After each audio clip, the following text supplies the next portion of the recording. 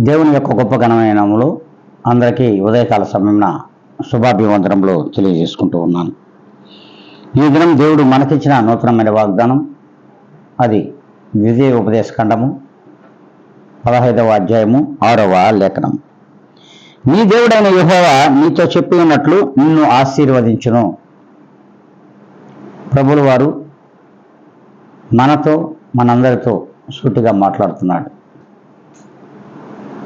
ప్రభువుల వారు ప్రతి ఒక్కరిని కూడా ఆశీర్వదించుచున్నాడు.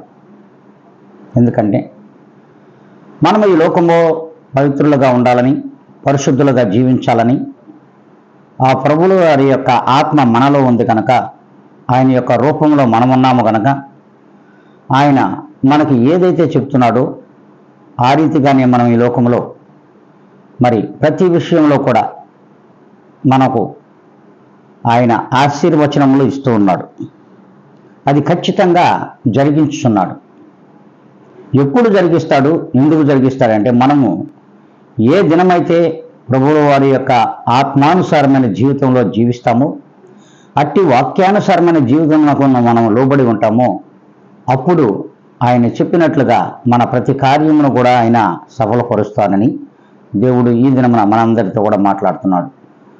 మరి మనం ఆ రీతిగా ఉన్నామా లేదా అనేది ఆత్మ పరిశీలన చేసుకున్నట్లయితే, ప్రతి ఒక్కరం కూడా ఈ దినం నుండి అయినా సరే, ఈ నూతన సంవత్సరంలో 3వ దినంలోకి మనం వచ్చి ఉన్నాం.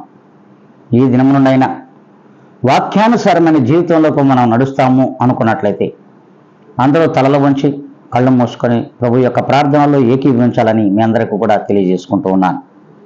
పరిశుద్ధుడా, ప్రేమ నమ్మకం కలిగిన మా గొప్ప ఘనమైన తండ్రి, మీ ఘననామానికి మహోన్నతమైనటువంటి ఉన్నతమైన పాదములకు స్తుతి స్తోత్ర అర్పణలు సమర్పించుకుంటూ ఉన్నా.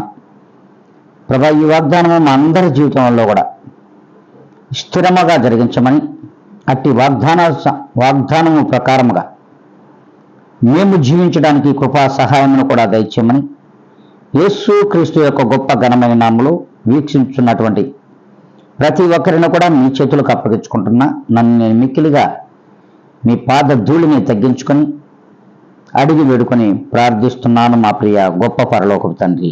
ఆమెన్.